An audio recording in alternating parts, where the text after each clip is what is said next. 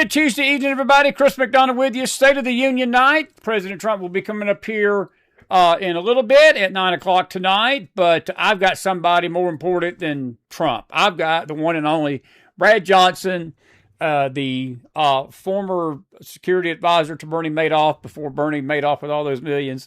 But I've got to make a joke about Johnson. He knows it. Elvis sends his regards tonight. And it's good to see you, man. How are you? Every time we take a break from each other, the world almost comes to the brink of extinction. So we need to start having these meetings a little bit closer together so we can stave off the end of the world. How about that, man? I think it's a good idea. We single-handedly can save millions of lives. We can single-handedly save millions of lives, is right. It is good to see you, though, and it is true. I do want to ask you, we got a lot to talk with you tonight about, without a doubt. We got the situation in Iran brewing and other things. But what is your gut feeling on Trump tonight with the State of the Union? What kind of tone do you think he's going to set? I know that I've sort of heard rumors that he's going to really focus on the economy, but the Dems, Brad, the Dems are the Dems. They're going to do some kind of stunt, and I understand that some of them are going to bring the some of the Epstein victims with them, as if that's going to make a difference in the State of the Union speech. But I want us to do a special, and we can talk about Epstein tonight. But do you think that Trump is gaining momentum right now? Do you think that these polls that are showing him at 42% are accurate? Do you think his approval higher or lower? Or do you think that there's a groundswell that most of the nations behind him? I know most of the nations behind him with this illegal immigration thing. I know that. And I think they're behind him with what he's doing with the foreign policy. The economy, it's always what you feel in your pocketbook, man. That's what people tend to vote on. And he's going to have to hit a home run tonight, making sure the American people are assured that he's going to focus on that this second year of his term. There's no question, that the economy is going to be probably the main factor going into the midterm elections, which come up in another year, basically, but it will be over in a year. But that is the factor that he's got to take care of, and it's gotten started a little bit slower than it did in his first term as president. So there's some ground he needs to make up. I mean, you do see some good signs. Gas prices have come back down again. The problem with the gas prices is they have to be sustained at a lower level in order to have the impact that's needed to show in the economy. The fact is, right now, things are expensive, and the cost of everything has gone up, and everybody, both President Trump and the Democrats, are talking about affordability. So I think that's going to be the main point that he tries to make, is about affordability. I think what he'll do is draw in other factors like the tariffs that he's doing, and I think maybe he'll announce something tonight, like getting out checks based on the income from tariffs, stuff like that. I wouldn't be surprised to have an announcement like that. He's been hinting at different things of that nature, so I don't know that it would be that specifically, but that would be just one of the things that pops in my mind as a possibility. And I think he'll draw in some other factors that are going on in the world that would have a positive impact to anyone that kind of understands the strategic nature of the world and so on. We can get into that later too. Absolutely, I sure. want to talk about those things. Yeah, no, I think it's a good point, and I know that gas is down, groceries are not. Yep. There are some things that are down, but there is just still this feeling out there that it's way too expensive to go to the grocery store. And unfortunately, that is what drives people's pocketbooks and it drives their voting. It just does. And I'm hoping that he can do that tonight. I want to talk about the Epstein situation with you a little bit tonight here at the beginning. Have you been satisfied with the way the administration's handled this situation with Epstein, the list? Is there something that we're missing here? I've beat my head against the wall, and I'm going to be honest with you. Full transparency. I bought into a lot of the Epstein QAnon stuff in the early days of this show. And there was so many theories out there, so much blather and so much conspiracy talk and theories. And I personally don't believe he killed himself. Maybe he did, maybe he didn't. It's just my opinion. I don't believe that was self-inflicted. And there's been all this cloud about it, and we've had this opportunity to get this in full transparency. And I think Pam Bondi sort of stumbled out of the gate. I think she should have just released these files early on and been done with it. But has there been any surprises the way that this has all played out to you? And do you have any insight maybe that we're missing something on these Epstein files that we need to be looking at and why we should be concerned about this? Because ultimately, buddy, I hate to say it, he's just a dead pedophile to me. I mean, the victims, you can't dig him out of the grave. You can't bring him back and try him again. You can't do nothing more to him than he's in a place right now that I can guarantee you eternally he's probably not in a good state right now.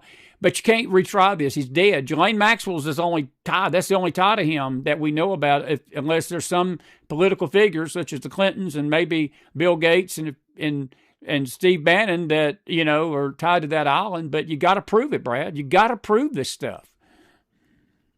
You do have to prove those things, but there's a mountain of evidence. That's not going to be a terrible problem because you've got the airplane pilot's logs that puts people in those aircraft at certain times and when they flew over, when they came back, and those sorts of things. So those it's a crime to remove those. So they'll be if anyone plays with that stuff, any pilot would lose his license and stuff. So they're not gonna be very willing to abscond with that sort of thing. So I think there's plenty of paper trail to track people down to there. It's a question of willingness to do so and motive for doing it and all of that. Now, I do think there's a lot going on here that's not really meeting the public eye, and I'd like to kind of link these things together for everybody. So this is one of the things we touched on before. At first, looking at all this stuff, clearly there's crimes that have taken place in there. And I hear people say stuff like, well, I've never seen any evidence of crime. And these photographs with little underage girls and stuff that they're doing, I mean, they're not in the middle of having sex, but they're doing some things that look pretty odd. And then there's that video that just hit maybe, 4 or 5 days ago about a little boy that just by my eye looks to be about 6 years old or so. And he's clearly being forced to pull down his pants. So he's got no shirt on. He's pulling down his pants. So he's naked and he's just crying his heart out. He knows something bad's about to happen. Well, if that's not evidence of a crime, Whiskey Tango Foxtrot, I mean, what the hell do you need? So there's and all of the talk from the girls, the evidence they've given and stuff, there's plenty of evidence out there as to illegal activity taking place. So what has Trump's position been? Now, Pam Bondi does what she's told. So Pam Bondi is not creating any of the policy with regards to this. She's strictly doing what she's told on this. Totally agree. And it's, she's being told by Stephen Miller and whatever Stephen Miller's conversations are with President Trump. So, I looked at all of this and I kept saying over and over and over, something's missing. There's some big thing we don't know as to why they're not just releasing all this stuff. Because it's about 85% Democrats that were over there on the island and messing around with the little kids and stuff, and only about 15% Republicans. So if you can knock out 85% of the Democrat Party at the cost of 15% of your own party, I say, God bless, let's go for it. Absolutely. Let's stop messing around. Absolutely. They're done. And Trump, if anything, keeps showing up as clear as the whistle on this stuff. Now, he had some association with Epstein, and it takes time to figure stuff like this out. You don't walk up and look at somebody and go, okay, that guy's a pedophile. It takes time. And he didn't look weird or anything particularly. If you look at Epstein, he looked reasonably normal guy.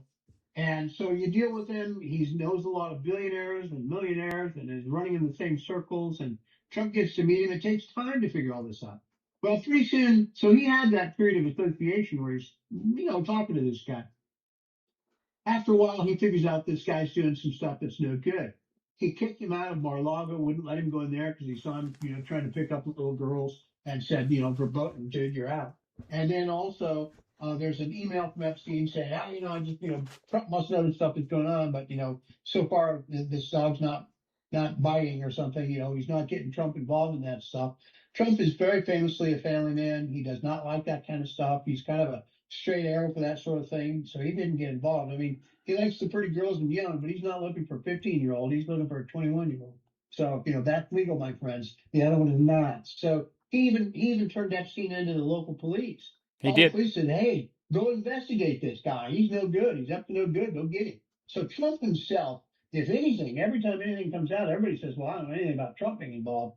But this other guy, that sort of stuff is the conversation. So Trump it just isn't involved in this stuff personally. He's not guilty of that.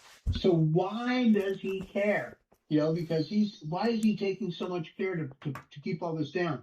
Well, it all came out then. Now we understand, and that is that Epstein had all these relationships with the KGB, or the SBRs would have changed names, but he had a long, many-year relationship with Russian intelligence and had a minimum a co-optee relationship with them. He was feeding them intelligence, and they were giving him young girls and things like that. Which, by the way, there was a young girl that he apparently actually had some feelings for, an underage kid when he got her. Mm. But she grew, and she was from Belarus. Well, Belarus is basically a closed country. I mean, you don't just Right. go there and meet a girl sort of thing. I mean, if you're not involved with intelligence at at those levels, none of that would have been possible. So, I mean, again, this isn't proof in court, but this is proof in the intelligence world that, we know what he's up to. Then it's a question of going and digging around and finding the proof you need for court. But he was clearly deeply involved with the Russians, and a lot of the information that he was getting was from the Brits, and a lot of industrial leaders and all of that these people that he was associated with, he was getting material to feed back to the Russians, and the Russians in turn would give him girls, and I doubt they were paying him money. I don't think they had like a signed written agreement. It was just something that they had been cooperating so long, the relationship kind of grew that way. But in essence, he was black with the Russians. So his contacts through the U.S. government were extensive. Like I said, 85% of Democrats, that's a lot of people. So what information were they feeding him? A lot of information. So I think what really is the key issue here, and why Trump is so hesitant to get this out there, is that uh, he knows that that would be deeply destructive to the United States government. The Wow. information, if it becomes public, how much the Russians got and from how many people, It's I interesting. mean, I think that's what it is. I think he looks at all of that, and I think there's some underlying solid reasons for thinking that I think he thinks it would actually destroy way more than it would help I anything understand. because of that. So I think that's the motive. Now, let's take a look at some of what's happening here. Of course, everybody knows now that Prince Andrew got arrested. Yes. There's a lot of memes out there. They showed him coming out in high heels and a diaper or something, and one of the little memes that they're making of him and different things. So he's the butt of a lot of jokes. But now what's happened? So the king now, Charles, who's kind of never particularly well liked by anybody, and I think there's a large body of feelings anti him, Charles, because of how he treated Diana. And he married this schmuck of a lady. I don't, he has some mommy issues there. There's something wrong. There's definitely something wrong. I mean, Diana wasn't perfect, but she's like 10 bazillion times better than this thing he married. So but anyway, I think there's a lot of a big pool that's fairly deep of feeling that's anti Charles anyway. So Andrew gets arrested. What's his statement? I read his statement very carefully. It was very short, a couple sentences. And in essence, I'm paraphrasing. What it said was, we're looking at this as a very serious incident. We're fully cooperating with the police. The investigation has to run its course. And in the meantime, we're steady on, stiff upper lip, doing our job, the work of the people, and we're going to continue to do that. So that's clearly the tactic that the King of England has decided to take is business as usual. We're doing our job. That's just a legal matter. It's being taken care of. Now, put all those things together, and we just had the U.S. ambassador from England, which is a major Another posting for one. that guy. He was Yes. a very senior guy. He just got arrested. Yes, they A did. lot of these guys are starting to come out. It's starting to gain momentum, and you know how these things are. When they gain a lot of momentum, you're not stopping them. And I think that's where we are in England now. I think you're going to start to see some of these people go to jail, get convicted. I think that's going to draw in more people. These guys are going to run for cover. If you can make a deal and do 10 years instead of 30, are you going to make the deal? Hell yes, all these guys will. They're all with it. They're not used to harsh conditions. They're all going to make deals. They'll all crumble. Prince Andrew, for Christ's sake, he's complaining because his house only had 10 bedrooms. That's his look at life. And there weren't enough servants. Yeah. That for him, in prison, he's going to be Bubba's bitch. Yeah, pretty That's not going to much. be a happy time for him. So, I don't know that they actually end up getting him in jail or not. I mean, that would be something. But pressure is building on the king. That's I interesting. would not be at all surprised if Charles. he is going to be forced, the Charles, to abdicate. Wow. I don't. There's going to be moves. They're already talking about moves to get rid of the royal family altogether, That's which true. other countries in Europe have done. But I think the way this will go is they'll compromise. His son, Diana's son, for whom there's always this reservoir of positive feelings towards Diana. Great point. I think that will be the compromise that he's going to be forced to take. So we have the downfall of the King of England and a whole bunch of people going to jail in England. And you tell me the ripple effect is not going to carry over here to the United States. It's You're going to not carry be able over. to stop it. You're not going to stop it. Do you think? So go ahead. No, I didn't mean to interrupt you. I want you to keep going, but do you think this reaches to the Clintons? Because they're out there doing damage control, and they're out there saying that Hillary was out there just 3 days ago and saying, well, yeah, we knew him, but we didn't know him well, and there's picture after picture. Brad, you could do a photo album of the pictures with Epstein and the Clintons, man. And then the question to ask is, who took that picture of Bill in the blue dress? That hideous picture. It wasn't Easter Bunny. It was Jeffrey Epstein and Jelaine. I kind of hate to talk about that thing because it's just so epic weird. I kind of annoys me the whole thing. But Sorry. there's no question they're guilty as hell. And did Bill Clinton, as president of the United States, have anything to do with Epstein? Was he, was it just after being president? As president of the United States, he was still getting briefings and had classified information. That's a great point. Those to Epstein. All that stuff is real. That should all be under a counterintelligence, a CIA damage control investigation, and it's not happening. And that's our esteemed FBI. They should be all over this, like hose on Santa. Well, and in light of that, to confirm your point, the issues so far with Andrew and the former ambassador were document exchanges, because they're getting him. What they're arresting him for is exchanging secret state documents with Epstein. And you bring up a great point. Wouldn't that be a peach if it's found out that Bill Clinton was sharing intelligence information, Hillary too, with the Epsteins? Because Brad, that's a offense you get arrested for, correct? I mean, that's stuff Absolutely. That you go to jail for 30 years for. That's treason. Yes, absolutely. And I think ultimately, see, the things we're starting to touch on now, I mean, I think there's probably, who knows, somewhere between 6 and 15 senators and, maybe 30 or 40 or so congressmen and a lot of people in very senior offices in the different agencies of the government. I think there are probably several hundred very key important people in the U.S. government that were involved with that Epstein and probably provided Epstein classified information.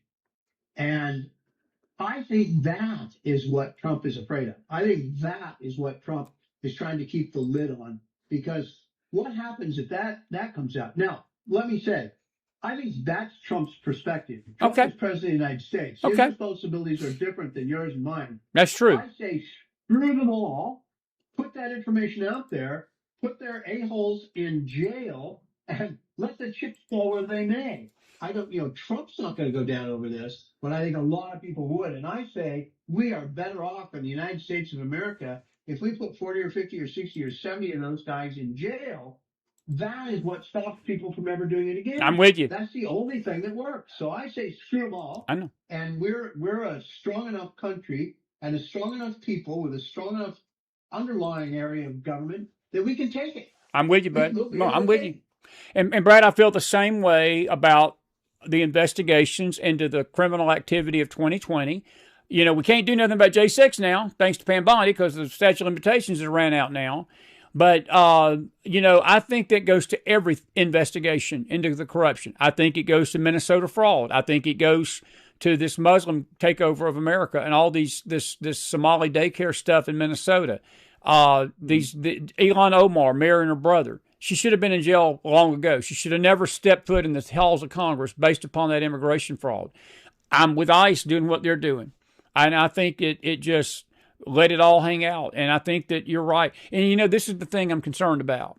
And I think Trump knows this, but I think what you've just hit on tonight is so important, I think, to stay on for a minute. I think that in his good nature, and I do believe Trump's a good man. He's not a perfect president. He's not a perfect man, but he's a good man at heart. He wants to do the right thing by the country. He does. And I think that this attitude he's got sometimes, that he wants to think the best of people, that he don't think that they'll do this to him again. And I think that's some of it. And I think that's the most dangerous attitude he can take, because these you-know-whats, these blank holes that you called them, and I've got a few other vernaculars for that tonight, they will do this crap to him, what they've done to him before. Look, you had Susan Rice out there this week threatening the MAGA community. She said revenge is on a plate served cold. I mean, she's basically saying if they take power, they're coming after every MAGA leader in the country. They're coming after these corporations. They're coming after probably just regular folks like me and you. We very well may not even be able to do what we're doing tonight, because they're gonna come after us. Trump's got to clean this up. He's got 3 years to do it, and he's got to put these people in jail so they don't do it again. It's not about revenge, because I hear that sometimes people say, "Well, you don't want to render evil for evil." You're not rendering evil for evil. You're rendering justice to criminality. There's a difference, correct? Absolutely, a very, very big difference. And remember, you and I have spoken in previous shows about the sort of corrupt attitude of if you're in a position of power of some sort, that you can get away with anything. And you'll remember that we talked about this several years ago on a couple of interviews where there was I think it was the DEA guys in Colombia, and the narco traffickers paid for a party for them and brought in a bunch of hookers. I remember and that. They would screwing all these hookers, and you remember my point on that was at the time was, well, they think they can get away with that because everybody else gets away with it. Exactly and right. Got away with it, except for one of the prostitutes demanded more money. More money. Pay her. Ain't that crazy? And the police got called in, and then it became a public thing. Well, that was bad luck, idiot behavior on their part. But that was what got them in trouble over that thing. But they weren't worried about doing that sort of thing at all. DEA, party with hookers paid for by narcos. I mean, doesn't that seem like a conflict of interest to you? I mean, it does to me. Somebody said this to me the other day, that we just got one messed up country, man. I swear. I mean, we're talking about stuff that we could write a book about. Just me and you, we could write a book about what we've talked about on this show for the last 8 years, and we could be millionaires. It's unreal. Speaking of the narcos, and we'll follow this Epstein thing. I think you're right. I think that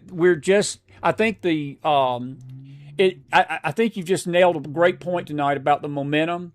There was like, before there was any arrest, before Prince Andrew was arrested, it was more of an internet story. It was more of the people just making up conspiracies, what they thought was in those files, what was the names, and so forth.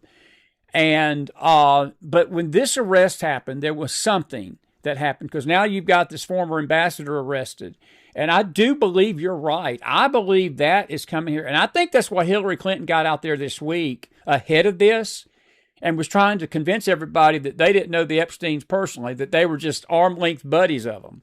And that is such a lie. That is such a lie. And you know that, and I know that. What was really funny out of that with the Hillary Clinton thing is that she was out there saying, well, President Trump is trying to cover up. I know. I know. Cover your ass, woman. Shut up. Yeah, she's covering. She better cover. And I think that, look, and you know something, I think, and I felt this for a long time, and I think this goes to everything, not just the Epstein thing. I think this goes for all the corruption in this country. I think the American people just want to know the truth of what's happened. We want to know what happened in 2020. We want to know what's going on in that Minnesota fraud. We want to know what's going on in the California situation with these fires, Brad. California, that happened a year ago, and there has been absolutely no progress whatsoever. Funds, millions and millions of dollars have been sent to California and used to proclaim that they're rebuilding California. Nothing's being done about it. So much fraud with Gavin Newsom. So much fraud with Karen Bass. And I think, like you said, sometimes it's just best just to pull the scab off of it. Pull the scab off of it and let the chips fall where they may. These people go to jail, let them go to jail. If Keith Ellison is involved in that Somali fraud, bye-bye, Keith. Enjoy your time.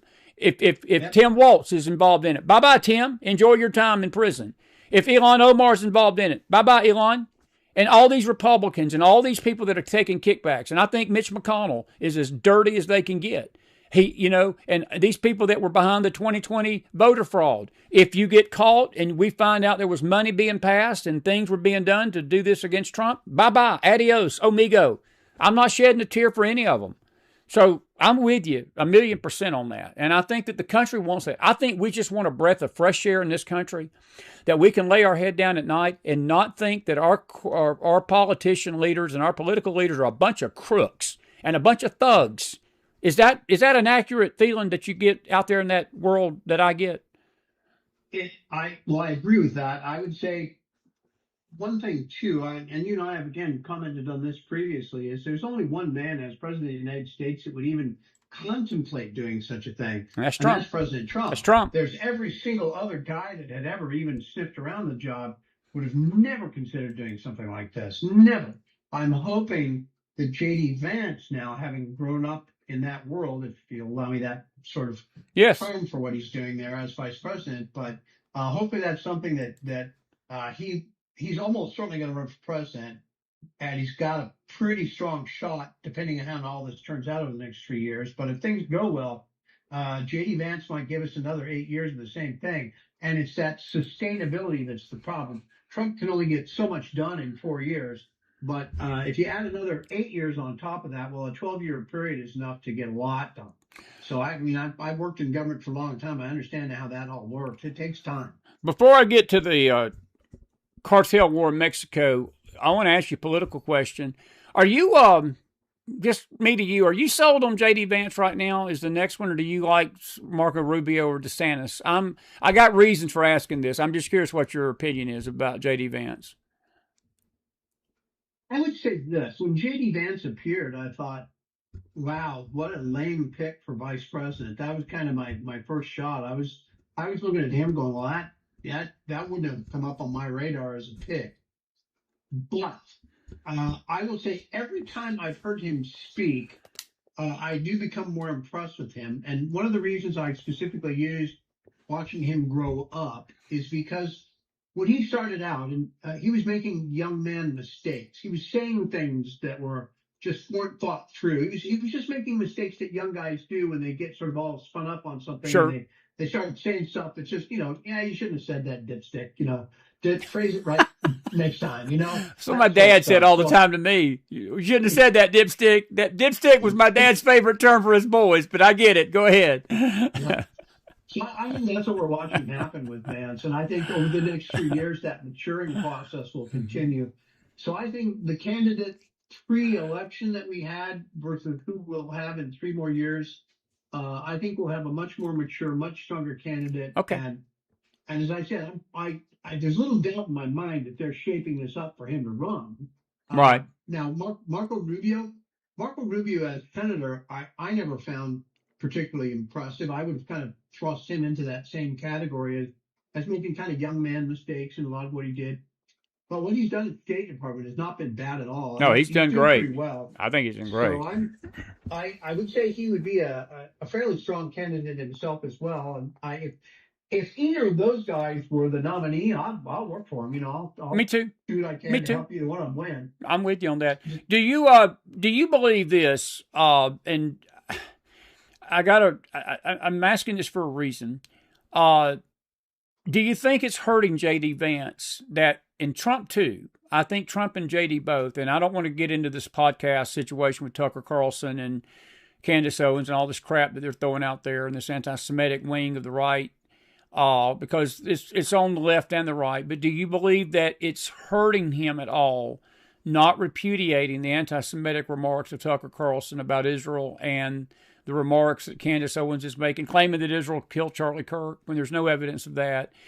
Maybe it's just childish stuff. Maybe we just need to ignore it. I don't think we do. But do you think JD is affected by that at all? Does that stick on him at all? And then we're going to move on to the cartels. I don't think so. I think that's 10% a teapot sort of issue. I don't think that that has legs. Okay. And the reason why I say that is because, Trump has done things that no other president, every president, I don't know, like 8 presidents in a row said, oh, yeah, we're going to move the capital to Jerusalem, but later, we'll do it later. Trump came in and said, okay, we're moving them. We've all Right, agreed dude. that's what needs I'll to be agree. done, what we're doing. And he's had a great relationship with Israel, and he's a supporter. They love him over there. So I don't think that relationship can be destroyed by something that Tucker Carlson says, uh, or anyone else out there. If as long as Trump doesn't say that, which I don't think he would, because I think he actually really genuinely gets along with the Israelis. So, and he's used them as an important ally in the region, which anyone paying any attention to the strategic situation can only conclude that it's an important relationship for us to have.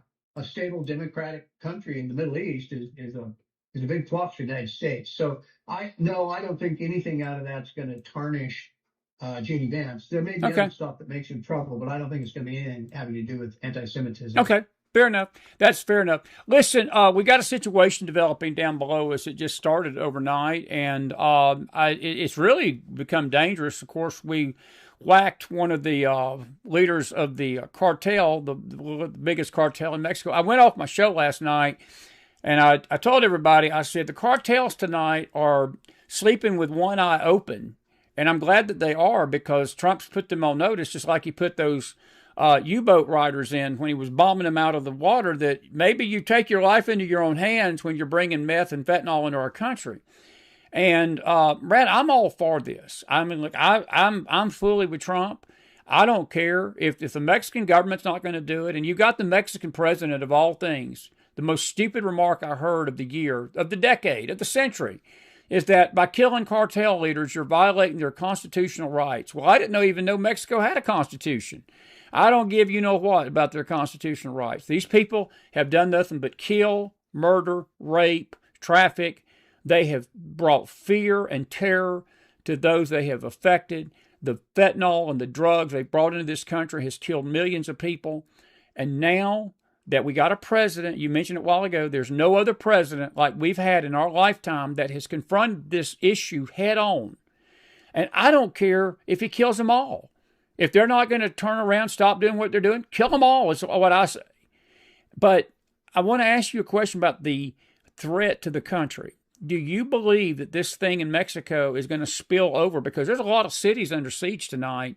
How dangerous a situation is it? I think if I was an American, I would not be, if I'm talking to these kids, these dumb kids that are going down to Mexico for spring break, you might want to rethink your spring break destination, because I don't think you want to be going to Mexico tonight, do you?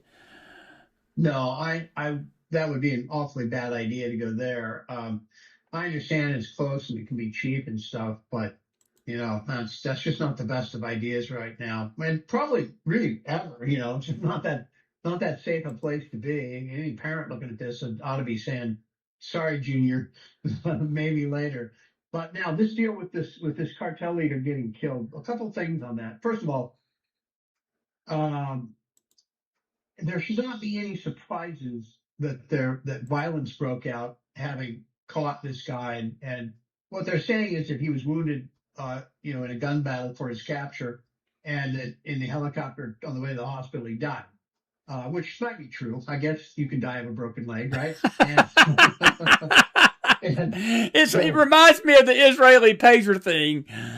We should have went into the pager business, Johnson. We could have sold pagers and made a millionaire and say, listen, you Arabs, me and Johnson's developed this pager that will not blow up in your face when you yeah. kill an Israeli. It's not going to blow up. But anyway, that's another story. But it reminded me of that. Listening to this, go ahead.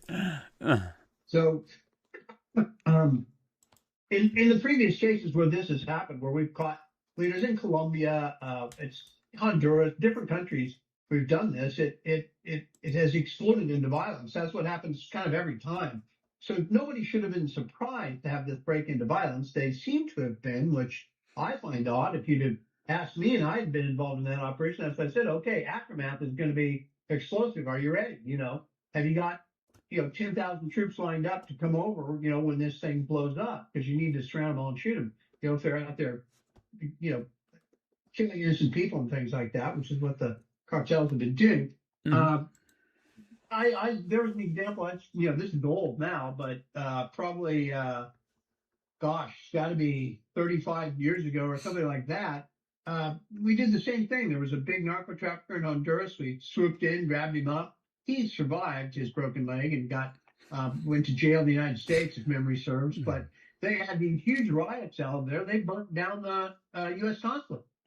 You know, it's not that we're, similar things happened in Colombia when we would capture any of the big wigs there. They'd have riots, and the cartel would be out there, and sometimes they'd even start fighting each other and the police, and you'd have multiple sides shooting at each other, and it was a mess.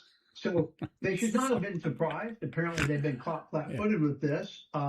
Again, I look at this as, no, I don't think it's going to blow over very much. I think it's going to be, the cartels can't sustain operations, military style operations, for long periods of time. It's a great point. I mean, they're super deadly for short periods of time, but where are they going to get all the ammunition and everything they need? It takes them time to get all that stuff, where the military has a stockpile. They could bring in a lot of troops and just put an end to this right away. I don't think they want to do it because they'd be afraid it would spin it up, but it would be a way to take care of the problem. Just come in, and those guys are all going to fight. They're going to fight, when they fight, just kill them. That's how that has to end up, and then move on to the next cartel. Now, this was clearly done under pressure from the United States, I think, or in cooperation, I should say, with the United States. This is the type of stuff that Trump wants done.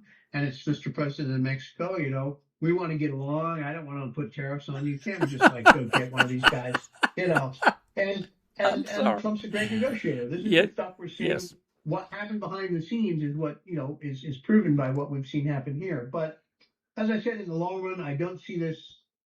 I would say 2 weeks from now, I would be surprised if it's in the news cycle. I could be wrong. Maybe go on a little longer, but okay. My guess is another week or something like that, and it'll be out of the news cycle, and it'll be a kind of a, done deal, just be over. Now, you may not be able to answer this, but do you believe there's any truth to the rumor that she herself is a cartel member? I've heard that over and over, that this is one of the reasons she's protecting them, that she herself has ties to that. Do you have any knowledge of that, or is that just sort of talk on the internet?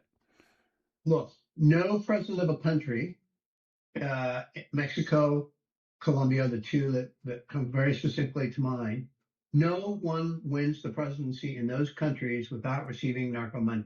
Got you. You cannot run for major office in those countries without it, because just the people aren't going to give you enough money to be able to run a campaign that's winnable.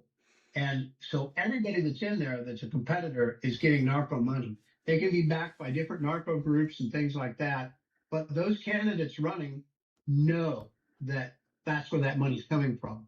So there just is no other way. Until that cycle is broken, I don't know how it can actually be fixed there. But it's just impossible. There's not money enough out there to run an honest campaign. And if you look at, what was that guy's name? Again, I'm going back in time a bit, but Vicente Fox? No. Galan. Galan was the guy I was thinking. Yeah. He was an honest candidate and wanted to do the right stuff. What did they do? They killed him. They killed him. Yeah. And these candidates that are like that, in Mexico, nobody who's honest is going to get elected, because first of all, if he looks like he's going to win, they'll kill him. And if he runs, he's not going to have enough money to run a campaign without the narcos paying for it. So it's a catch-22, if you will. And I don't know how to break out of that cycle. I mean, that's a great question. Maybe, or something like that. But got another question about this, and it hits more at home. Do you believe that there's going to be any revelation coming at any time in the future that cartel money goes to D.C.? Because, look, there's a lot of rumblings that the reason that some of these senators, you just sort of said it a while ago, that campaigns run on money. And that's both in Mexico and in America. And, I do believe that there's cartel influence in D.C. I've got friends that live in the Rio Grande Valley, and they have told me stories and these local politicians down along that border are paid off all the time. People are paid off. Do you think this is a federal issue too, this money flowing through D.C. from these cartels? And that's why we have such a hard time with this illegal immigration, because that's where a lot of these cartel members, Brad, has come over this border through the illegal border being wide open, correct? Yes, and I think there's little question that happens. I mean, we had remember Congressman Stilwell and Fang Fang, Bang, bang, you yeah. know. So we had a sitting congressman of the United States of America sleeping, married, I believe, too, sleeping with Fang Fang, the Chinese spy working for Chinese intelligence, funneling money into his campaign, and nobody gave a fucking rat's rear end about that. Why would you worry about taking narco money? That's true. Why?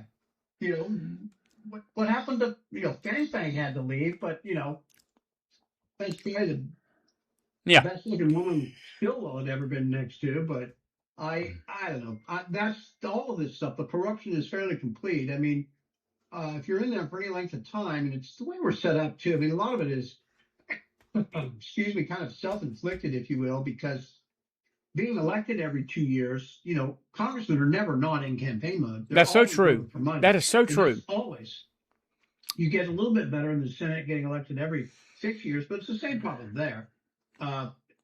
That has to be fixed somehow before we're going to get away from these problems. So, yes, is illegal money coming in? Yes. Chinese money is what there's guys in jail out in California for funneling money into the Clinton campaign. We got Fang Fang. The Chinese are doing it. The cartels do it through straw man. They don't just say hi. I'm this gang. There's money. What they do is they give it to people to give to them. I'll agree. So, I think it's the lobby. I think they probably got a lobby up there. Folks, you're listening to a very special Tuesday night pre-State of the Union Mac Files. We'll be on after the show tonight late. Johnson will be in bed. He goes, I have to get him on early because that milk and cookie wounds up in his hands around 8 o'clock, 8:30. I've got him past his bedtime right now, but he's keeping his eyes open because this is the best show he's on. This is his favorite show. Just for the Mac Files, he stays awake for us on Tuesday nights when we do them like this. Hey, if you got a question for Brad, we're going to have him another 15 minutes or so. We're going to carry him until about 10 till to the State of the Union. Please put him in the chat. We'll ask him. I want to shift overseas because another developing story. And I want to get your take on the Guthrie situation before we leave tonight. But I want to talk about Iran. I was watching several programs this morning. We've got the biggest naval buildup in the Persian Gulf that we've had in almost a decade, they said, today. Trump seems to be saber-rattling a lot. Do you think that it's a ploy to get them to the table and it's just bluff, or do you believe that we're headed for another one-on-one confrontation with Iran? There was a general today. It was really weird.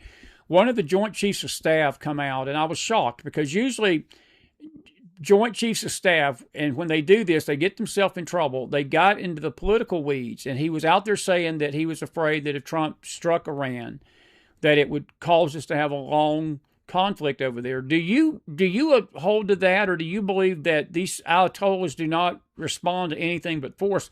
And again, I'm not saying Trump handles everything perfectly, Brad, but I think that there's never been a president in my lifetime that has had so much clarity as what's evil and what's not. Trump understands what's evil in the Middle East. He understands who our enemies are. And Biden didn't. Clinton didn't. Obama didn't. And I'm not even so sure Bush Jr. did. And none of these people did. Trump, there's something different about him. There's a clarity in his mind that we're dealing with a fascist regime that would kill and destroy America and Israel in a heartbeat if they had the ability to do it. And he's trying to keep them from that ability.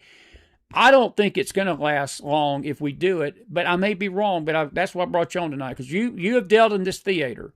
And what is going on in the minds of the Middle East tonight? Because we're evacuating embassies from Beirut to Tehran. We're something's going on because the embassies are being evacuated tonight, and it gives me pause to wonder if Trump's getting ready to do Iran Part 2. Well, a couple things. One, to go back to a president that had this clarity of thought, you have to go back to Reagan. That's the last guy we had. Reagan. And exactly. Our hero Ronnie. But I would say I would characterize what Trump is doing. He's not rattling the saber. I would characterize what he's doing is negotiating. Okay. He's tough, and so he's laying all the groundwork. He's saying, well, he said, and I'm paraphrasing again, but he said something to the effect of, "Yeah, I heard people saying that this would be a long, prolonged conflict, but I talked to my general, the the chief of the joint staff, and he said, yeah, this would be quick, it'd be over right away, which I think is absolutely accurate. I don't think it would be a prolonged conflict at all. You've got to remember that the Ayatollahs are ruling against the will of the people. This is an enforced dictatorship. As soon as you take out the Cuds and all the guys that are enforcing this strict dictatorship in the country, you hit these military. I think half the military would flop over to the other side given the opportunity. There are some forces that would not, but I think if you took out, like I said, the Cuds and the radical forces that are keeping them in power, if you just took those guys out, I think the rest would gladly walk away from the Ayatollahs and go back to something more normal in the relationship. So I don't see this as exploding. I don't see Okay. it going into war. But positioning all this men and material in the zone there in the area, the region, uh, it gives teeth to his negotiation stance. And if they come in and say, "Oh, no, we would never agree to do that," and you look at them and say, "Well, okay, well then I have to kill y'all." So if that's your choice, that's fine because I actually don't like you and would like to kill you. But I'm going to give you a chance. If you want to negotiate with me, you do Okay. this, and this. I'll let you live. What would you say? I mean, that's what they're going to do. They're running scared. Make no mistake. They're afraid. They are afraid. And our buddy James Akers was on a few weeks ago, and he said something along the lines that he felt, and I'm not saying I agree with this fully, but I get his point that he felt like when this uprising started here about a month or two ago, that was the time that America should have stepped in and done something then, and that maybe we lost our window. And I sort of take from you tonight that we've not lost that window, that there's still a chance to bring the Iranians to the table. But my question to you is simple. Do you trust the Ayatollahs to do what's right? Even if they could sign 50 documents and claim that they're not going to do this. Brad, I don't trust this regime. This is an apocalyptic, end days, we're going to go down in smoke. They killed nearly almost 100,000 people that rose up against them. I mean, I don't know the actual number, maybe 60,000, but still, that's an untold number of Iranian people that have died in bloodshed, basically trying to bring freedom to their country. And I'm with you about the Ayatollahs being scared, but this regime, I just get this sense they're not going to let go of power that easy, and they're kind of would burn the whole thing down. They'd burn the whole Middle East down if they could. Is that an accurate description of that regime? Yeah, oh yeah, and do the right thing is not something there is no that is not a a method that would ever occur to them. The Ayatollahs aren't sitting around going, what is the right thing? Should we, what is it we should be doing that's right? That is not in their matrix world. They believe that they're put there by God to do what they're doing. So anyone that pushes them in another direction is a representative of Satan. So that's how they view all of us. And what Trump is pushing for, they're going to have to give up their nuclear program. Yeah. They're just going to have to give it up. And by forcing them to give it up, I mean, holy moly. I mean, how can you not view that as a major positive for the world? So I think they're going to give it up because, again, like I said, here's your choice. Get rid of your nuclear program altogether. We're going to come in, you're going to take it out, we're going to inspect it, or I'll blow you to the next world and you can go talk to God yourself personally. What sort of work you've been doing. I think that's a given. I think he's already won it. I think it's all over, but the screen here personally. Do it. Go ahead. No, I'll go ahead. I've got a question. Go ahead and say what you're going to say, and then I'll ask him a question. I want to get on to something about India that I think that's more important than all of the things we've discussed so far. Go ahead. But that's going to be a completely new subject. So if you had a question, you want me to? Yeah. Do you think Israel's going to be his proxy to do what he's got to do in Iran? Do you think he's going to give Israel any kind of leeway and say, you go ahead and take care of the dirty work, we'll sit there and back you? Is that a possibility? It's a possibility. I think it's a vague possibility. I don't think he needs that. I don't think he needs to put very many boots on the ground, if any at all. I think the Iranian people would take care of the rest. I think, like I said, if he takes out those forces that are repressing the population is going to rise It's right a great up. point. It's a great point. James does make a point. I mean, it maybe would have been better to do it before when they were already, Yeah, in I'll a agree. state of uprising. I'll But agree. we can get back to that. May have saved lives. Well, we'll follow this story. And look, I may have to bring you back on if we get something that happens. We'll bring you back on quickly. My contract with you that I pay all these big bucks, it doesn't include a open ended number of times you can come on the show, right? I can have you on every night if I need to, right? But anyway, We would say life that way. yeah, that is true. I'm sorry. Before you get to India, because I want you to talk about that, we got the State of the Unions in 15 minutes. We might bring you back on and talk about India next. Real quick, 5-minute, 2-minute question. Guthrie, do you believe this idea that this was an just a normal kidnapping, and this idea that the family's not involved in this? Give me Brad Johnson's 2-minute take on the Guthrie kidnapping real quick. I know it's going to come up in the chat, so I'm going to go and beat the question to you. What's your thoughts on the Guthrie kidnapping? I don't think the family is involved, but the reason I don't think the family is involved is because the police came out and said categorically the family's not involved. Okay. They said they've been completely cleared. They're not suspects in any way, shape, or form. They're completely cleared of being involved in this. So Okay. I go with that. I don't, I think the police are doing their job for this. I don't see any trickiness going on in the background. So I take that at face value. All right. That might not turn out to be true, but that's my take on it. Okay. I think this is not a normal kidnapping. I think something very strange is going on I here. do too. But I don't think it's the family. Okay. I think there's something else here. Maybe revenge against the family, or maybe this lady that's the reporter, Susanna Guthrie. Yeah. Yeah, Susanna Guthrie. I mean, maybe something against her, or I don't know. There's something quirky there going on. That this isn't like I got your grandma, give me $50,000 or something. This is something else. So we don't know what the something else is yet, but I don't think it's the family. Okay. I think it's some other group. You got 5 minutes, and when we get you back on again, we'll talk about India in detail. But tell us what's going on in India tonight, because you said that's something that you want to share. Go ahead. I think this is extraordinarily important. Like I said, I think it's much more important than really anything else that we've discussed. And this has gone largely under the radar. Now, there are a few people that have started to report on it, but very few. And of those that are talking about it, they don't, for the most part, there's some exceptions, they don't grasp the full strategic relationship going on here. Now, let me go back a little bit, because Trump came out with India and said, India has for 80 years been in this independent countries thing. They founded that movement. They've been in bed with Russia the whole time, really, is what's been going on. And Iran and all the ne'er-do-wells, they've been sort of in that block.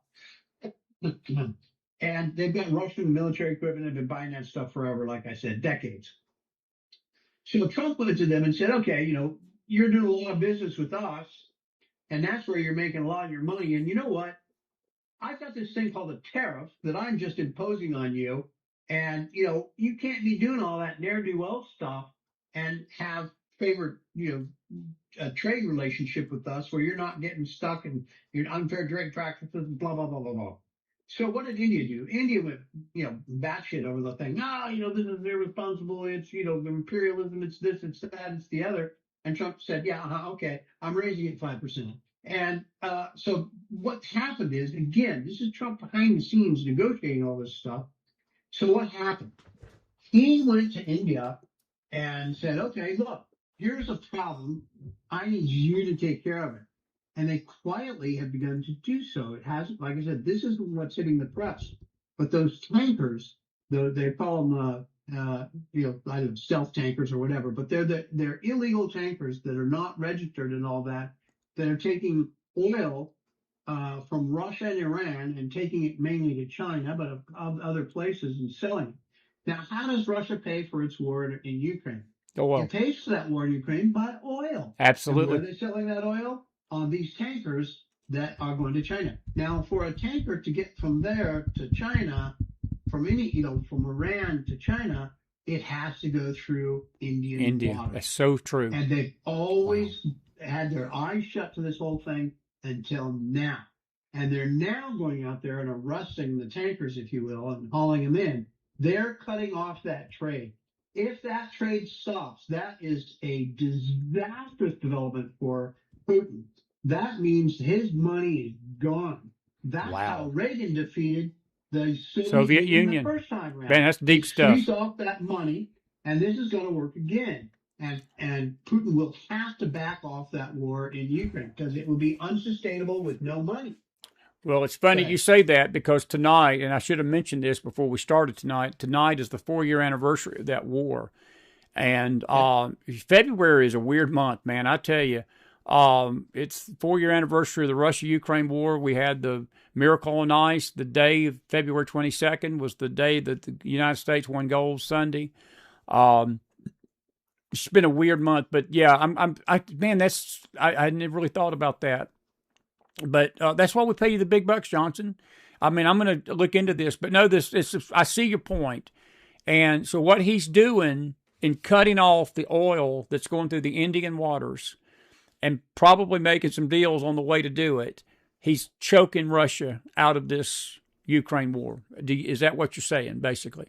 Absolutely, that's what's going to happen. If India indeed cuts all that off and keeps cutting it off, Russia's done.